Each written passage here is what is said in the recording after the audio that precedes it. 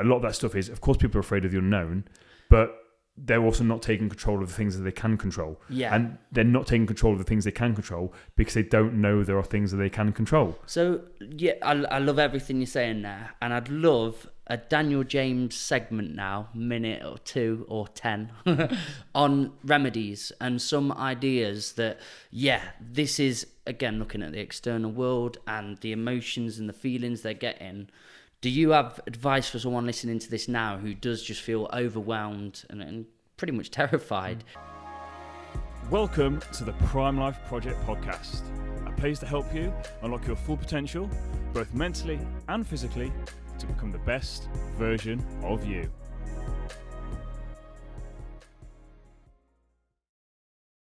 Welcome back to an episode of the Prime Life Project podcast. I'm your host, Daniel James, and today, once again, I'm joined by Mr. Mikey Markham. How are we? Mate, I'm great. You keep getting me back on. I know, can't get enough of you. That's the most compliments I've had today. There we go. We'll keep taking it. Keep bigging you up for the rest of the podcast. I'll take all of them you've got, mate. I like your t-shirt as well. Yeah? What do you like about it? The mushrooms. Thank you. Not actually, I've not taken the mushrooms. Still haven't done that yet. But again, the psychedelic side of things, I'm actually, it's a pretty cool top. I listened to that podcast again recently. Oh, did you? Just thought it was really fascinating. Did you read his book that he sent us? What is his name and what was the episode number? Can you remember? I've put you on the spot. Put me on the spot here. Matt Zeman, and I am not sure what number it is. So I'll if pop you it in. If you hold the conversation, Mikey in the future, remember this. Pop that in because it was a great episode and I learned a lot about psychedelic mushrooms. Yeah, how can we go back to listen to that one? Because it was a great episode. Like it was, even for people that aren't interested in psychedelics. I've not taken them, but it was a very, very interesting episode. And obviously, because with the listeners, if they've been listening to a long time, they know I have explored those paths. And I was just curious again recently. I was feeling a little bit of what was that feeling that it gave me? And what are some experts saying on that? Because there's been quite a lot of different podcasts talking about that content recently. They're saying it's literally growing back neurons in brains that the particular cells that they said were done with. Certain psychedelics are coming through. They're doing it with veterans and they're doing it with people that've got CT and stuff. And the data's overwhelming, saying, look what's happening here. So I heard something of that and I was like, I'd like to see what Matt and Dan spoke about on that podcast. But that was fascinating. 157, so again, we'll get it linked up. But did you read his book as well? Because I've he sent you a copy, didn't you? So he sent you a not, copy of it? He did, yeah. I need to, mate. Yourself on that. Busy boy. But like I said, I think it's an interesting thing, that the whole psychedelics thing. Like I said, it's not something I've ever done myself personally, but the more I see the research and actually reading it from people that are doing it, like neuroscientists. So it's not like you people on Joe Rogan that again, people can discredit, even though I think it's silly to discredit them. Excuse me, but they've got actual neuroscientists that actually this is their job. This is what they've got PhDs in it. They're not just amateurs talking about the actual benefits of it. I think you have to sort of and they're just following the data. That's all they're following. They're not led with their opinions and they're not led with their hearts. They're just saying, well, this is fascinating. Let's run with that. So maybe I'm doing this subconsciously. And you've also got that big pharma as well. That again, like I think Matt mentioned, that are basically trying to patent some of the stuff. So if big pharmaceutical companies are going after it, then that tells you there's some truth to it. So rather than them sort of like dispelling it, now they're kind of seeing potentially there is something to it, which is why they're now patenting some of this stuff. That's it. And that was one of the recent ones on Rogan. He was talking about going down that line where they're working with pharmaceuticals, and that kind of just makes me feel a little bit saddened, I suppose, because they are a bit dirty, aren't they? But if it's going to bring it into the forefront of where we can start getting access to it, anything to help people, I think that's the big thing. Yeah, there you go. When it comes to like the cannabis, because I said it again, it's just the profiting and the commodifying of stuff. Yeah, I'm like, it grows out of the ground, dude. Yeah, and same like the whole cannabis thing as well. How much it's demonized, and now it's sort of being used again. Don't smoke weed either, or even like the CBD stuff. Don't take any of that either. But again, a lot of the research I'm looking into that. Beneficial for certain types of people with certain conditions, but if you're taking as like a teenager while your brain's still developing and growing, it your frontal cortex? Yeah, it can actually have a negative. Have a negative impact. Yeah, so I think it's really interesting with all of this stuff. And actually, the more, because I think there's that big push on anti-drugs, especially psychedelics and stuff. But actually, there's more information out there that people can readily access. They can actually make a more informed choice. So when it comes to cannabis now, people can make a more informed choice rather than them. What's this? Trying it, finding out. Well, actually now they can go online, they can research it. There's actual articles that people can read, actual research, peer-reviewed papers people can read on it now. There you go. So they can actually make an informed choice. So I think all this stuff is beneficial, but for me, it's always just taking. It's coming into the zeitgeist, isn't it? Yeah. It started to come into real mainstream conversation, And I find it very silly when adults can tell other adults what they can and can't do. Like, don't hurt one another, don't kill one another, but to what substances and what can go inside your own body, I find that very odd. For me, we're in a culture nowadays where people can't have an opinion unless that opinion matches the masses and the mainstream that's socially accepted. But for me, it's like an opinion is an opinion. Yeah. It's like I think you've sort of said it before, like an opinion, you wear it like your clothes. I love that, yeah. And that's one of your sayings. And again, that's basically how it kind of is. Like, people get so attached to it. So it's like, so you can have this opinion on this thing, but you're then now saying, I can't have an opinion. That's the opposite to that. Okay, so where's the line? Where's it drawn? This is the thing that I don't like nowadays that's happening, is that people are being silenced, people are being, this whole cancel culture, I don't agree with it. I feel like everyone should be, again, like you said, as long as you're not hurting anyone, as long as it's ethical, as long as it's legal, everyone is entitled to their opinion, because that's how you have an actual discussion. And that's why I love when we're doing the Circle of Men, where you've got 4 or 5 guys that maybe don't always agree, but you then have a discussion about it, and then that discussion actually then breeds for a more interesting conversation where I love people being can challenged. learn. I really love. I love not only being challenged, but being made to think differently and go, oh, do you know what you're saying? You're refuting this much better than what I had in mind. And I'm going to go on that path for a little bit and play in that world and see what I feel about that. Because I've had situations where I didn't think I had closed beliefs. And then I realised, I'm kind of quite absolute about this. And, my favourite word's nuanced. And I don't think there was enough nuance within that belief system. So, and I also think this is, again, when it comes to people questioning their beliefs and what it comes from, most people, and again, I say this to most people, again, not everybody, but a vast majority of people, I was just walking around town earlier on today, getting my hair cut, and I was walking through Nottingham City Centre, and as I was looking and walking around, I didn't have any music on, I didn't have any headphones on, I was just very, very present, I was in a very good headspace, felt great, and I was just looking at people. Now, again, I'm not any sort of like energy healer, I'm not anything like that, but I was just looking at people's energy. I was just seeing what kind of vibes, first impressions am I picking up from people, because you can tell if people are happy, in a good mood, content. And the amount of people that just from their facial expressions, their body language, the way they were moving, they were just not okay. I'm talking about elderly people, I'm talking about middle-aged people, I'm talking about young people, males, females. I was very aware. And I was noticing so many people were struggling. And I felt like I was a weirdo because I was walking around with a bit of a smile on my face, just trying to emit some positive energy, as weird as that sounds. But so for me, going back to linking my mind, most people are struggling. Yeah. Most people are struggling, and yet they don't want to change their belief systems or question things in their life, because people don't like change, they're afraid of change. But you need to have that nuance and realise that sometimes some things you believe about certain situations, people or things aren't actually true, and they aren't actually the facts. And there's an interesting quote I heard the other day on a podcast, I can't remember what podcast it was, but something along the lines of, where stories and opinion meet maths always wins. Okay, yeah. So you've got stories and opinions and beliefs. Yeah.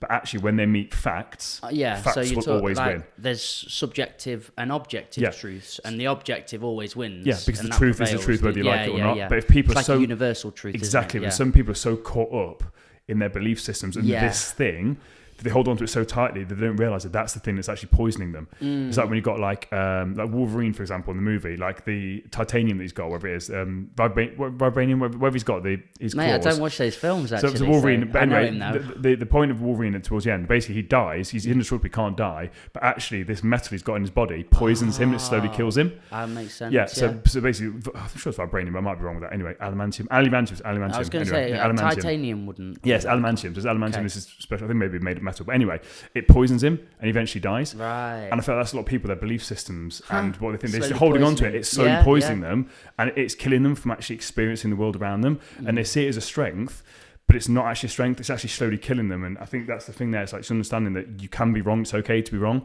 But I feel like nowadays people are so afraid to be wrong because this whole cancel culture and victim and people being like shamed and stuff, like everyone's wrong at some point in their life. It's just about certain things. Stop being so vehement down a path. I, again, got a friend, he's been, done his thing, come back, been on a chat, and just got another belief system. Is that our friend, mutual friend? Yeah, just really, really vehement down it. And it's as if the truth I keep seeing prevail is just stop going too far down about it. Have real cool philosophies and ideas that you keep stepping in and out of and wearing and trying out. But it doesn't have to be, this is it now. I've done that one, so it must be that one. And it goes in a vicious loop and a cycle. And like it becomes really obsessive and unhealthy after a while to beliefs but people are searching for answers, and so again, it's funny you say this because my dad always used to say this to me. I didn't really understand it until recently. That from my personal training career, I'd go on courses, and every time I go on these courses, I'd come back and I'd try and talk to my parents about it. Interesting. And I'd be like, "This is a thing. This is so cool." Okay, But obviously, it wasn't. Obviously, I just got really excited about this thing. And obviously, I knew within like a week it kind of worn off, and I basically then had taken the principles, applied it, and then kind of moved on. But originally, when I first, like, as you do, you go into anything and you see, like, "This is amazing." It feels good, doesn't it? It's like a band. Like you hear a band, so you go see a band live. You then like for the next week, you're like, "Oh my god, I did this is the best band ever." And what happens is you then realise, actually, no, do you know what? They are amazing. Actually, I like all these other bands as well. And then you start to add that back into your music. Take the elements that you enjoyed out of that band.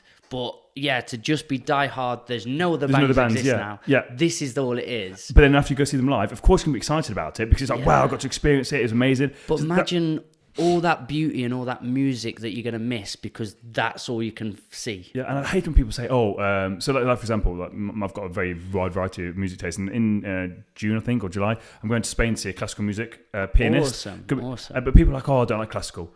Okay, well, that's too broad of a statement. Or when I go say, I've just seen Limp Bizkit, or I don't like rock music. Okay, well, is it like any rock music at all? Like, none. Like, have you even listened to it? Like, this is my thing. When people say, don't like this, it's like, okay, maybe might not be your preferred music, but like you said, think how much amazing music you're missing out on because you've completely dismissed it. Like, I don't like modern day pop. But I will still listen to it. I'm not against it. It's just not my preferred choice. I wouldn't say I'm going to go on my way to listen to it. But if it's on the radio, I'm not going to turn the radio station off. Like, because again, every now and again you get a catchy song. Like had that is it Harry Styles, that Strawberry Kiss, whatever it was. Like I've heard a couple. Do you know what I mean? But whatever it is, yeah. it's just catchy. Yeah. Or like Elton John's song that came out with Dua Lipa, whatever it is. Like, there's some catchy songs sometimes. Now, although that's not my main kind of music, it's not what you immerse yourself. Yeah, I'm not going to just cut it off. Yeah, because I think some people fester when that sort of music's on, and they're just in their heads going, "This is bad. It's so bad." And then they catastrophize everything, and that's the poison. Yeah, that's where it's dangerous. And for me, it's just like, yeah, is it my preferred choice? You do that. You can have the choice to go, yeah, it's really, I don't want that today. Yeah. Turn it over the station. But even me, sometimes I don't even like rock music. Yeah. It's too much for me. Do you know, sometimes it's too much, and I love it. Like, that's my main genre: rock, new metal, that kind of stuff, indie music. But sometimes I'm like, I'm not in the mood for this today. Doesn't even mean I hate it. I feel like for me, it's like when it comes to anything, like we get, as you keep mentioning, like fixated on stuff, and it's like no. Like, your mood's allowed to change. You're allowed to change your opinion. Like, just imagine if like you still have the same belief and opinions you had when you were a kid. Mm-hmm. Like, I know some people do, but just imagine that as an adult, like you still believe these certain things. Like, you still believe that being an adult's fun. Then you realise you've got to pay taxes and you know what I mean, all this sort of stuff. But I mean, as a kid, you glorify being an adult, and then when you realise actually being an adult, you've got all these responsibilities no one tells you about. Yeah. Like, imagine if you still held that belief. Do you know what I mean? I completely agree, mate. And I did have that belief. I was really excited to grow. So was I. But I look back now and I'm like, even though, that's what we said before, like, school wasn't a great time for me, but that actual time in my life, again, carefree, mate. Carefree. Like, just go to school, come on, nothing, you can do what you want. Just go to bed, wake up. Very outside the box, but what was your television programme from school that you did come home and watch? I'm interested to know. Mate. Like, depends what we're talking about. Straight, first thing that came to my mind there was Funhouse. Can you remember Funhouse? You're 5-6 years older? Yeah, how old are you? I'm 29. I'm going to be 34. Oh, no. So I'm going to be 34 in like 2 months. Yeah, we're close. Yeah. Mine was My Parents Are Aliens. Oh, that's a good one. Yeah, my brother watched that. SpongeBob SquarePants is a good one. Yeah, of course. Maybe that kind of stuff. But yeah, so I didn't watch too much television. I don't think, if I remember correctly, because I was more computer games. So that sort of time when it came to secondary school, I'd come home from school and I was either playing football. So I remember I had swimming, so I did swimming like once a week. I was in 2 football teams, so that was straight away 3 nights. I think then the other times I was playing computer games. I played more computer games than anything else, which is why I didn't do well at exams. Do you know something recently that's alleviated a bit of pressure on my shoulders? Is David Eames saying something. He says there's no such thing as high or low culture, there's just culture. Because watching mind-numbing stuff before, I'd sort of feel guilt and shame attached to that, like, I shouldn't be watching this, I should be watching something where it's elevating me, But there are some things that I really enjoy just immersing myself within. But I saw it, I had that belief, a fixed belief of this is low culture, so I shouldn't really be watching that. But that just saying in that anecdote there, that's kind of alleviated a bit of stress off me, and I watch things just for the pleasure of watching. That low culture stuff, again, and that's, we've spoken about this before, I think, on either your podcast or this one, we have so many chats, it might have even been off air at some point. The problem is when you go on this path of spirituality, whether it's figuring out mindset, mental health, you can then get yourself caught in such a cycle that you do nothing. Like, all TV's bad. Yeah. All food's bad. All There this, you all go. that. And We're you sat there. coming And you, back to the same thing. and you just sat there and you're doing nothing with your life. Yeah. And it's like, for me, it's like, all deodorants can be, it's like carcinogenic. Okay, well, natural deodorant normally smells like crap. So if I've got a choice between smelling nice and not sweating, 100%. but I'd live 10 years less, I will do that. Do you know what I mean? Yeah. So for me, it's got to be nuance to these things. Yeah. And for me, I'm the same thing. Like, so for me personally, do I watch TV? No. Sweeping statement. I don't watch TV. I watch movies. But again, you can then say movies mind-numbing. Yeah, okay, maybe it is. Yeah. But I like to switch off. So I would go to movies rather than a TV show. Yeah. However, recently I've got into that TV show is where they go around the world and they've got to try and start off in one, like it's on BBC. I've not been watching, mate. So basically, they start off in one part of the world. They've got a budget, and basically got to navigate by like hitchhiking and all sorts of stuff to basically get across the other side. So there's basically going across Canada. And again, I watch that once a week, and it chills me out. I don't see it as mind numbing. I just like, right, I'm just relaxing, because for me, my biggest problem is, and again, I don't think people, especially nowadays with this culture, people are so go. And the problem is sometimes I realise I've got to have a turn off, a switch off. Yeah. But then wait, how do you have a switch off? Because if computer games are bad, if movies are bad, if TV's bad, like, what are you supposed to do? Read? Okay, and I love reading. I read every single day. But there's only so much I can read before my brain can't process it. Then what am I supposed to do? Listen to music. Okay, what if I'm not in the mood to sit and listen to music? Or go outside? What if it's absolutely pissing it down with rain or thunderstorming? Like, do you know what I mean? Or I'm tired because I've been working all day. Like, for me, it's just like, there's got to be, as you nuance. And I think you become prisoner to your own set of beliefs, don't you? Exactly. Like, I can't do this, I can't do that. It's like, do whatever the fuck you want to do. Like, don't get too caught up in it. It's the same with nutrition. When clients come to me and they're like, oh, pick and choose your battles. I can imagine that's a big one that people get trapped in. Yeah. I think I did. The carnivore guy. Again, it's not if this works or not, but is following such a strict routine really how you want to live your life? Eating testicles every day, even if it's... Was that the Liver King? Yeah, well, no, it was more a carnivore MD. He's an MD and stuff. He's a doctor. But whatever pattern you go for, imagine that's the optimal way. It actually scientifically proven, boom, that's it. Do you really want to go down that pursuit, though, still? Is it, if it was testicles every day, what about the beauties and the fruits and the things of life that you could be missing out? So you have to kind of focus on that nuance there. Could you give a little bit of this to get a little bit of that? But my thing with central clients is pick and choose your battles. Yeah, like, there's no such thing as bad things. It's overconsumption. Yes. It's the same with mind-numbing TV.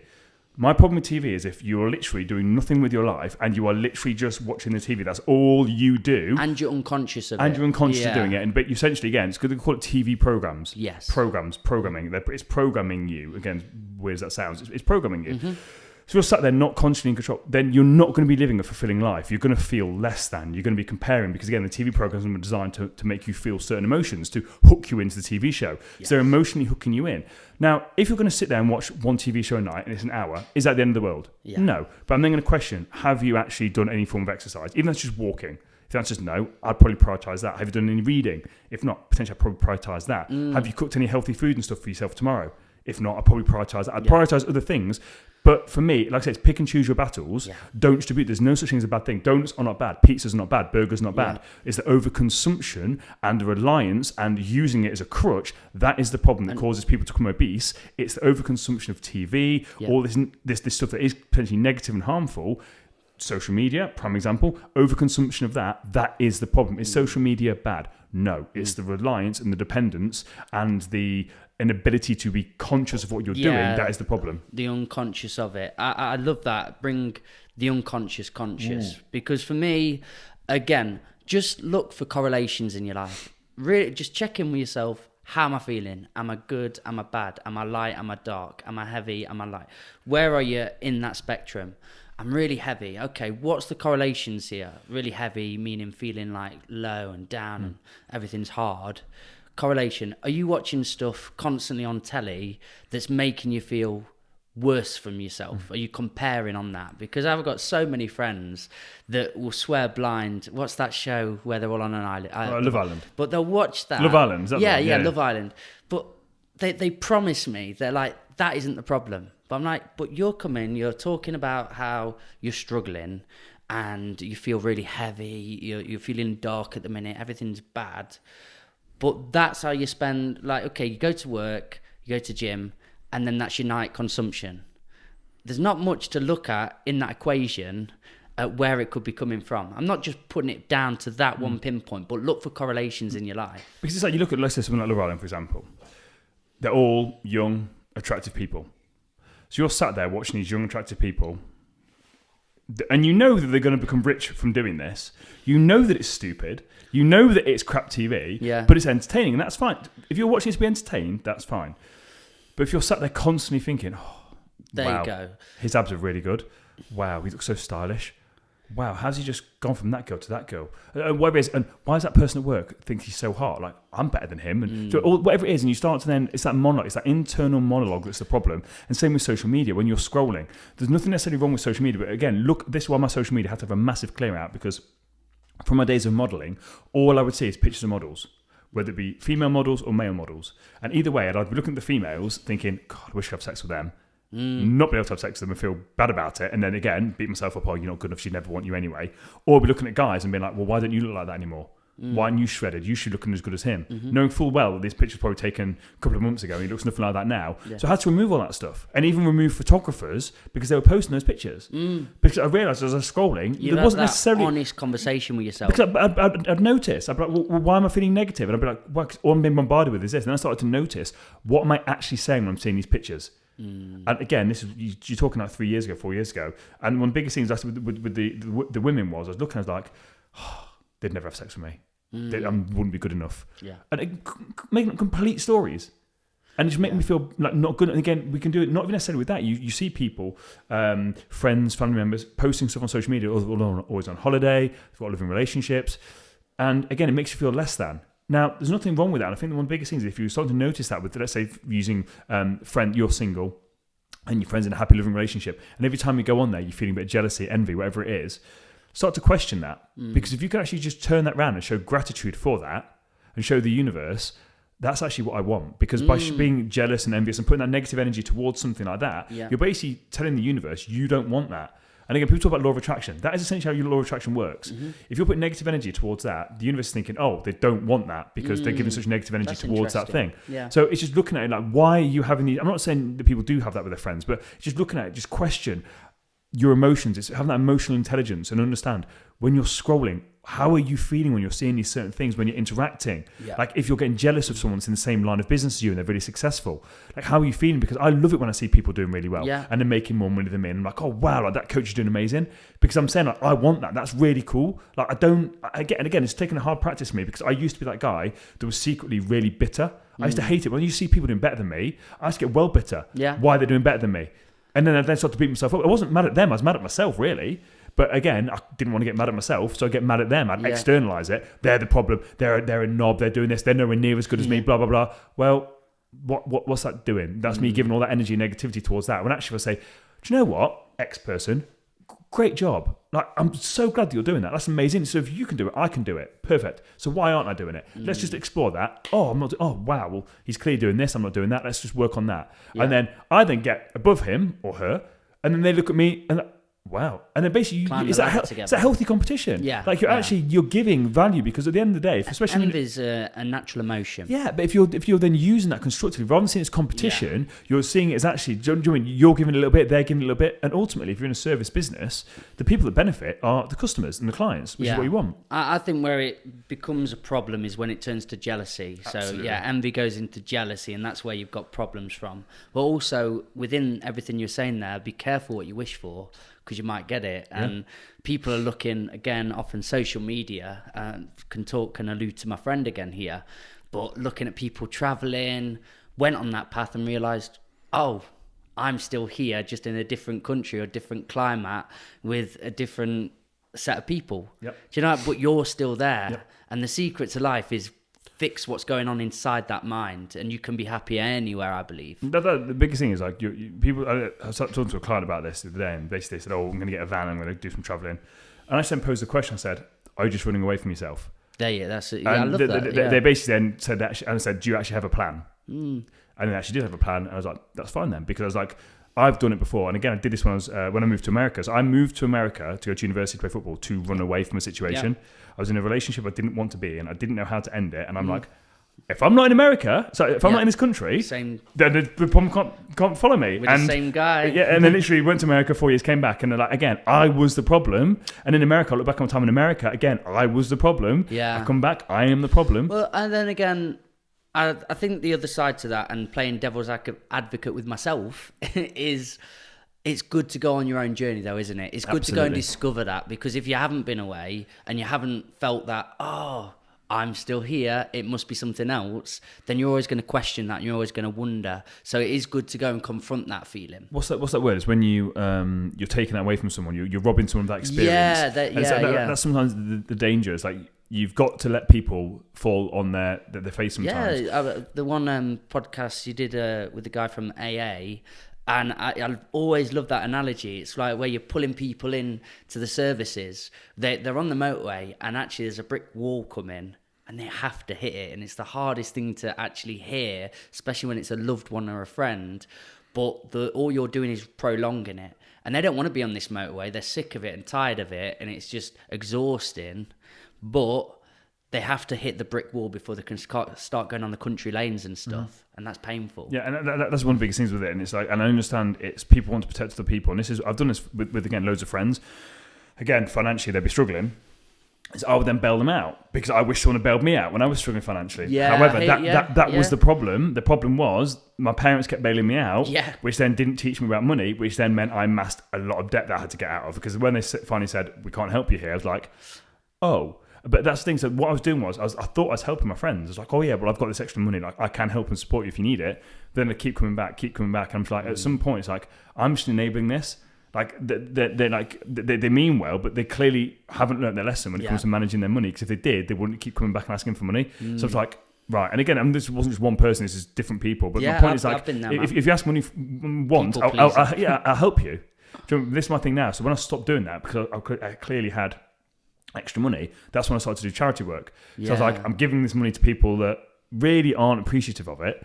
So obviously when I cut those people off and I realised I was just enabling them, I was like, well, I'm not just going to sit here with this extra money. I will give to charity. That's why, again, don't talk much about it because it's no one's business. But anyway, my point is just like, that's when I made that realisation of I need to put this money to work in another way, because I'm just enabling these people to prolong the lessons they need to learn. I'm robbing them of those lessons.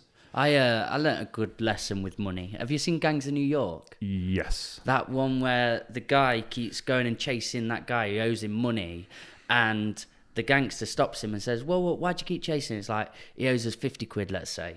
He goes, hang on, it's cost you 50 quid to keep him out of your life. You've learned something about him. Just let him go. He won't come near you again because he knows he owes you that money. That's what it's cost you. If you go to him again and you get that money eventually, he'll keep coming back and he'll want more. But that's it. He's got 50 quid now. He's never coming in your life. And I literally had a mate, and he got in a drug problem. And he asked to borrow my Xbox and my Wii one time. He's like, I've got a party going on. And then he sold it for the drug money. But I just never saw him again then. I was like, oh, you've really showcased yourself there. That's who you are. That's a lesson. Again, you had to learn that lesson. Exactly. So that's a lesson for you as well, of like, again, being trusting. So understanding, like, if you know someone's... Did you know he had a drug problem at that time? No. I see. No. It was an old mate from school, sort of separated for a bit. So one of those that you would reconnect with, though. You're like, oh, he's a cool guy. I'll go and sort of hang around with him again. Invited me around a couple of times, then asked that... got my consoles and then sold them, and I was like, okay, I see we've gone on very different paths here. Yeah. And it was a good life lesson though. It was just a moment of, okay, people will showcase their true colours eventually. And you don't have to go and, can we be friends still and all that. It's a very quick and painless way to sort of carve your path out. And that's the thing as well, like, you want to see the best in people, and I said with the gentleman like that, especially obviously this is early on in your journey, you can't help someone in that situation. All you can do is just cut that off. Because again, you want to know that situation. And potentially, it was the cutting off that was a big struggle for me. Because you might want to be like, oh, but he's struggling, he's done it for a reason. Yeah. And you want to try and help them. But first of all, does the person really want to be helped? And second of all, can you actually help them in yourself? And it's just sometimes authenticity. You've got to... It's truth. Like, if you come to me and said, dude, I'm going to be honest, this is where I'm at, this is what's happened, can ya? We'd have a different discussion. Yeah. But if you're going to be sneaky and underground about it, that's where I sort of see yourself. Yeah, that's my thing. It's like, but that's the thing, isn't it? It's like guilt and that shame. Yeah. When you're in that place. Yeah. And again, whether it's drugs or mental health, whatever it is, it's that people feel like guilt and that shame. They don't feel that they can actually express how they're feeling. Because like you said, it's just a different conversation. And that's the thing for me where recently, especially in the last 12, 16 months, I've really become comfortable with having those conversations and just saying what I truly mean. And sometimes people get offended by it, they get annoyed by it, whatever it is. But I'm like, I'm just speaking my truth. Yeah. And because at the end of the day, I want to get to the bottom of this root thing of like, can I help you? Can you help me? Like what is it you need? Just tell me what you need. I don't want to hear the backstory. Don't beat around the bush. Do you need something from me? Yes, cool. Tell me what it is. I can't help you, but this person can. So I've just tried to just cut through all this noise and be like, right, my time's precious. I'm busy. I don't want to be BS'd, and I'm not going to BS you. Let's just get to the core essence of it. What do you need?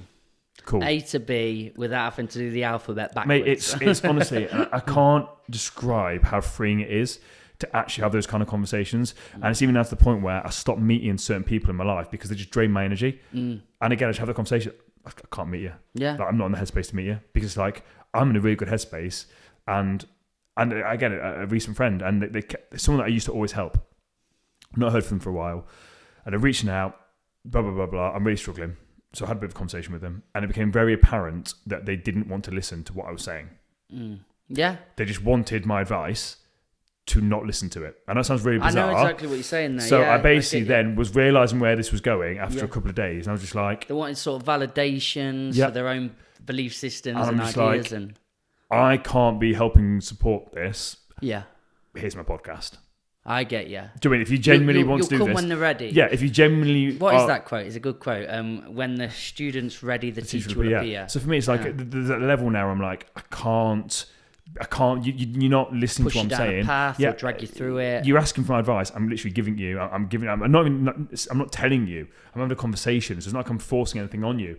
I'm having a conversation. I'm trying to guide you. I'm trying to like show the mirror of like this is kind of. I know going. I'm not saying what you want to hear. Yeah, and so you're not listening. You've closed all the so doors. I'm just like I'm not entertaining this. Yeah, I'm not entertaining this. Here's my podcast. Again, listen to it when you're ready and you want to have an actual conversation.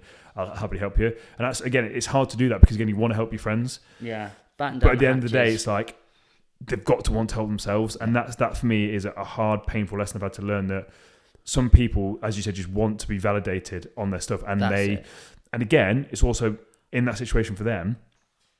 They've got to learn that lesson, and although I've tried to teach them that lesson in a number of different ways, if they don't want to listen to what I'm saying, the universe will keep giving them the same problems until they learn it. It's like because my thing is like the pattern. You keep repeating these same patterns. Let's talk about them. What's the common denominator? Okay, you are. Okay, so what sort of stuff are you doing? What sort of stuff has led down to this? Also, you recognize that this behavior is leading to these things. Yes, okay. Oh, you're going to go do it again. Okay. One of my favorite new phrases that I keep using now is if you do what you've always done, you'll get what you've always got. Yep. And it really is that equation, isn't it? Yeah, it's that simple. It couldn't be more true. And people want things to change externally. Yeah. You want things to change externally. You can't change anything outside of yourself. Yes. Nothing. If you want your life to change, your life. Nothing physical in your life. Now, hasn't it? Yeah. Well played us. Nothing in your life physically is going to change. Yeah. What has to change is you. Yes. You have to change because even if you start... your outlook... Because even if you start to do something different, because people are like, oh, to go to a different coffee shop or just try something new. Okay, but you're still you. You're still you. You can't just do new things and try and change it up. So if you keep doing the same thing, get the same results. Yeah, but what is the result? It's cause and effect. So you're trying to get a different result. That's the effect. Every single effect is coming from a cause. And every single cause of everything in your life is from your thoughts. That's it. Your thoughts and your subconscious programming. Yeah. So you can go and do whatever else you want to do. You can go and get like all different results. Oh, I always hang around different kind of people. Okay, well, if you go then hang around a different, like dating. Oh, you always go for the same kind of guy. Okay, so the result is you always go for the same kind of guy that treats you like trash. And I'm making things up, but this is a complete, I'm using this as hypothetical. Let's say you always go for the alternative guy that's covered in tattoos. Okay, so that's the guy you go for. And the quote-unquote typical looks like a bit of a fuckboy. That kind of guy, like six-pack shredded, covered in tattoos, jacked. Yeah. Joking. Anyway. So then... You've noticing that the pattern is you keep going for that same kind of person. Okay, so keep doing the same thing, get the same... Okay, so by that logic, right, well, actually, you know what I'm going to do? I'm going to go for someone that's quite outdoorsy, not really interested in the gym, doesn't have any tattoos, a bit quirky. Okay, you are still you. So you're going to take all of your baggage Yeah. and all of your issues from past relationship, all of your insecurities, all of your doubts, all of your worries, all of your fears, all of your not feeling good, all these things into that relationship. Yeah. And although he may not appear and trigger you and do certain things that all these other guys here kind of did, the outcome is going to be the same. In the end, yeah. Unless that guy really has got an understanding and is willing to take his time and help through that. Yeah. Exactly. But even then, if you're not aware of this baggage you're taking into that relationship, yes, you've changed the thing, but the results are going to be the same. All you're doing is putting it on the external world to change. Exactly. In front of you. Oh, but this is a different kind of guy. Yeah, He's going to treat me differently.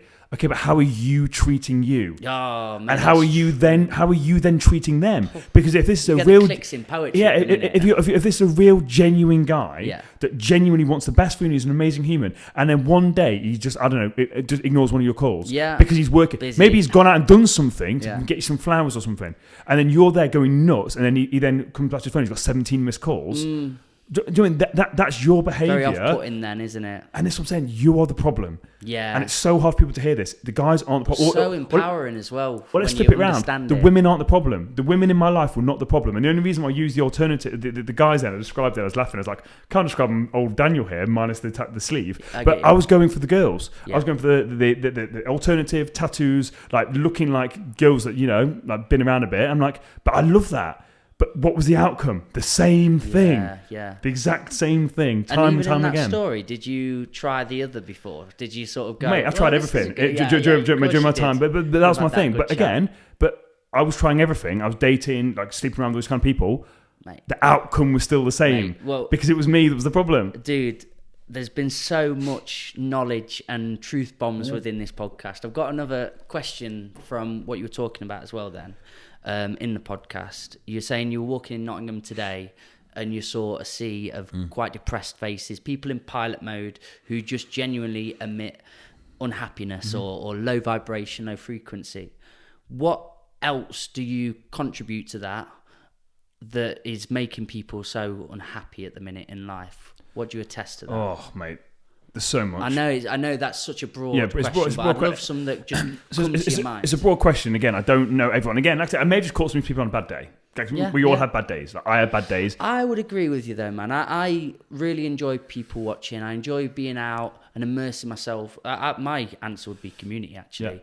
But being out in the public domain and definitely started to feel this sense of pilot mode within people and just head down, scroll... And it just comes across in the face, doesn't it? So they're not really present. Yeah, they're not present unless there's a community. And it's not all. No, it's not all people. If I was going to put a number on it, I'm going to say, from what I saw today, maybe 65 to 70%. Yes. Okay, but let's just play devil's advocate. Let's say it was 30% or 40% of people. That's still too much. Yes. That's still, for me to walk around and notice that 30% of people aren't. And again, this is what our words are for. Though whatever percent it is, it's for these people. Yeah. That's who we want to help. Exactly, and this is my thing. It's looking at, and I think a lot of people, again, are going through the motions. I think a lot of people aren't conscious of what they're thinking. They're stuck in negative thought patterns. Again, I'm very big on this. The more I'm going down these rabbit holes, it's our thought patterns that are causing us to get stuck. We're just wired to go down the same thought patterns, on the same thoughts pretty much every single day. We're not consciously aware of what we're thinking about. So like you still said, we're getting the same results every single day and then getting frustrated and wondered. I think a lot of people are stuck doing things they don't want to do. I think the cost of living crisis as well. I think the government's got a lot to answer for. And I think the world as a whole has got a lot to answer for. People, good, hardworking people, are being absolutely rinsed of everything, not just financially, but emotionally as well. They're being taken to the absolute cleaners. And I think that there is a responsibility for the government to understand what they're actually doing to their people in the sense of all this stuff they're worrying about now, that this stupid alarm thing that's going to go off on people's phones. That is just like complete fear-mongering. Like what the hell is going on with this stuff? Me on that like, day. I'm like, hell no. Like you're just causing fear and panic amongst people that are already scared from the pandemic anyway. And I think that's a big thing. I think that's got a big part to play. I think people were struggling before the pandemic. And I think the pandemic has hugely amplified it. I see it in schools, I'm not sure the same, but I did a little bit of work before pandemic, and then post-pandemic, the kids are just completely different. Their energy, their mood, everything about them. I'm back to the farm now, which is nice, but again, it's such a different atmosphere. Same kids, and maybe, there's something that happened in our community that was a bit different. Being on that farm, that we work with about 50 kids sometimes, and I know even our absence not being there, but still the things that they're talking about, the things that they're seeing on TikTok, and the things that they're bringing into our zeitgeist, it's of a very different nature to when I was there, 4 or 5 months ago. And that's the big. I think that's the biggest thing that's going on. People are just afraid. Yes, they're afraid of themselves. They're afraid of the future. Yeah, and they're afraid of life. Yeah, and I'm not saying that necessarily means they want to end their life or anything like that. I'm not talking about that. Saying. But they're just very afraid. People. That's also, I think, that's what I was picking up. I was picking up people's. They were sad. And people were feeling lost and stuck, and that's why I use those words a lot on my social media stuff, because that's what I was sensing. I was looking at people, and I was like, "You just seem very lost. It's like you're stuck. You're like in a mental prison, but you're afraid." And again, a lot of that stuff is, of course, people are afraid of the unknown, but they're also not taking control of the things that they can control. Yeah, and they're not taking control of the things they can control because they don't know there are things that they can control. So yeah, I love everything you're saying there, and I'd love a Daniel James segment now, minute or 2 or 10, on remedies and some ideas that, this is, again, looking at the external world and the emotions and the feelings they're getting. Do you have advice for someone listening to this now who does just feel overwhelmed and pretty much terrified in the world and where it's shaping? What can you do in your world, in your existence, to remove yourself of those feelings? I think the biggest thing is looking at what your biggest triggers are. So for most people, I'm going to say it's social media. So I'm going to say go on social media detox, number 1. Just get rid of it. Your life's not that important. Unless you're a business owner, and again, I do then understand that. I completely understand that. If someone says to me, I've got to go off social media for a week, I would find that hard. However, my business is still going to be here. I'm still going to be podcasting. My business will be fine. And but I do get that. There is 100%. There is 100%. You can get someone to log in for you and post you stuff that you need to do. So again, I get that.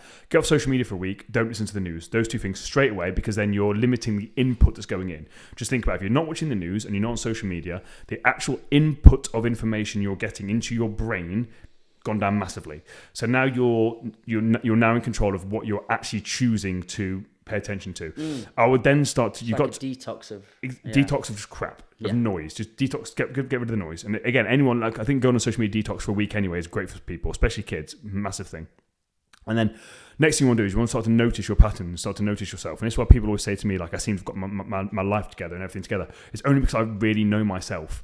I did a live Q&A yesterday on Instagram. I basically, someone picked up, I use the word prickly. Now, if you're a long-term listener to podcasts, you'll know I use prickly all the time to describe my mental health on a scale of amazing to falling off a cliff. When I start to notice that it's sliding, I say I feel a bit prickly. And for me, that's like I'm in a cockpit of an airplane and the lights are flashing. And I've got to try and figure out what's going on and what do I need.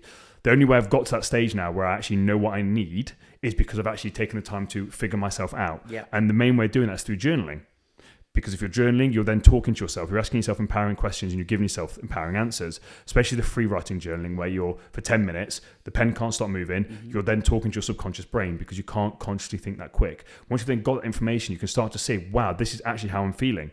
This is what my subconscious is talking about. And then you can actually do something with that information. The problem is we're so busy thinking inside our heads and we're not even thinking. Because again, mental activity does not constitute thinking.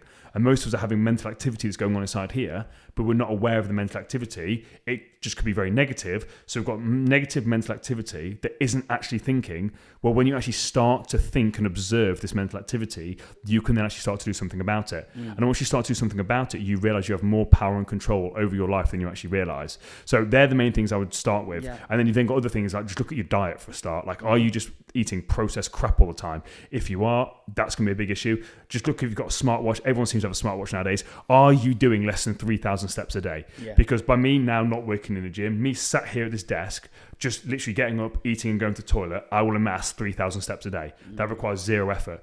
So that tells me if you're not even hitting more than 3,000 steps, you aren't moving. So that's also going to cause you to feel a certain way. So just get up and hit a minimum of 7,500 steps consciously, especially now it's starting to get warm outside.